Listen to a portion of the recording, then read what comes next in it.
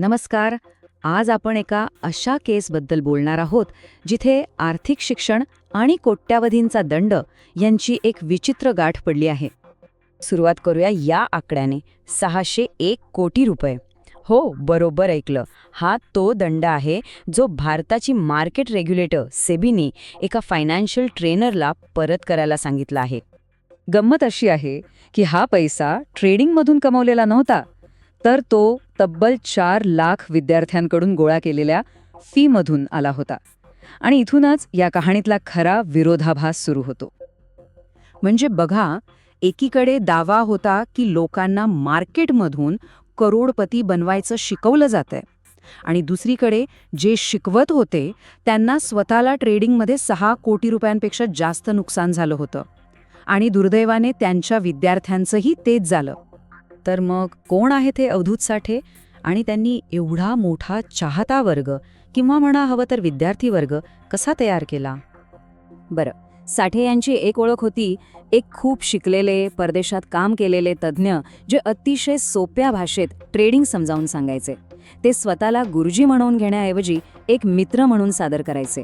त्यामुळे लहान शहरांपासून ते मोठ्या शहरांपर्यंत प्रत्येक जण त्यांच्याशी सहज जोडला जायचा. त्यांच्या व्यवसायाचं मॉडेल खूपच हुशारीनं बनवलं होतं. आधी फक्त 500 रुपयांचा एक छोटा वेबिनार घ्यायचा आणि मग त्यात आलेल्या लोकांना हळूहळू 72,000 ते अगदी 5 लाख रुपयांपर्यंतचे महागडे कोर्सेस विकायचे. या जाळ्यात एकूण 4 लाखांहून अधिक लोक अडकले होते. वरवर पाहता हे सगळं शिक्षणच वाटत होतं. पण सेबीने जेव्हा तपास केला तेव्हा या लाईव्ह क्लासेसमध्ये काहीतरी वेगळंच शिजत असल्याचं त्यांच्या लक्षात आलं. म्हणजे बघा, क्लासेसमध्ये फक्त अभ्यासाच्या गप्पा नव्हत्या होत, तर थेट एखाद्या स्टॉकचं नाव घेऊन तो कुठे घ्यायचा, कुठे विकायचा आणि स्टॉप लॉस काय लावायचा हे सगळं आकड्यांसकट सांगितलं जायचं. आणि इथेच खरी मेख आहे.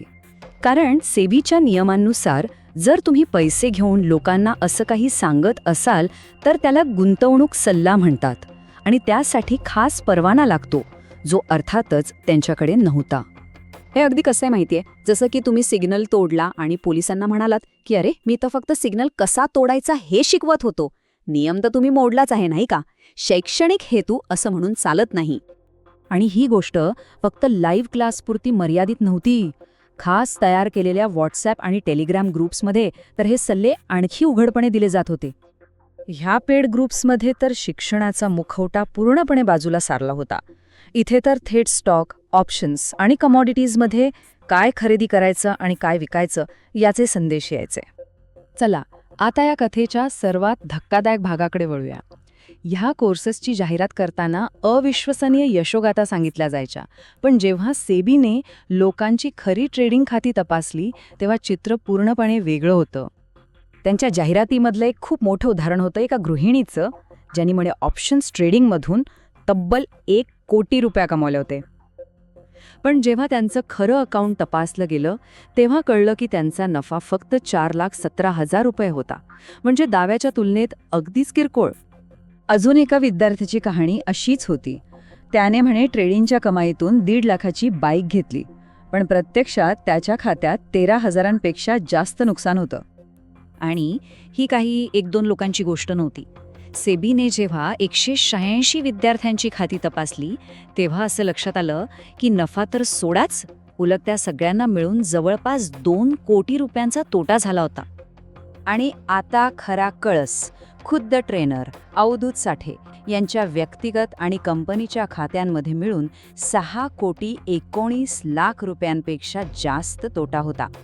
तर मग ह्या सगळ्या प्रकारानंतर सेबीने काय निर्णय दिला आणि यातून आपल्या सगळ्यांसाठी काय धडा आहे? सेबीने स्पष्ट आदेश दिला, लोकांकडून घेतलेले सगळेच्या सगळे 601 कोटी रुपये परत करा. इतकंच नाही तर त्यांना शेअर बाजारातूनही बॅन करण्यात आलं. सेबीने हे स्पष्ट केलं की ही एक शैक्षणिक संस्था नसून परवान्याशिवाय चालणारी एक सल्लागार कंपनी होती. म्हणजेच या सगळ्या प्रकरणाचं सार एकाच वाक्यात आहे. खरा व्यवसाय फायदेशीर ट्रेडिंग करून पैसे कमवण्याचा नव्हताच, खरा व्यवसाय होता फायदेशीर ट्रेडिंग करण्याचं स्वप्न विकण्याचा. हे सगळं ऐकल्यावर मनात एक प्रश्न नक्की येतो की अशा घटनांनंतर शेअर बाजारावर विश्वास कसा ठेवायचा आणि हे जे फायनान्शियल इन्फ्लुएन्सर्स आहेत त्यांच्यावर कितपत विश्वास ठेवावा.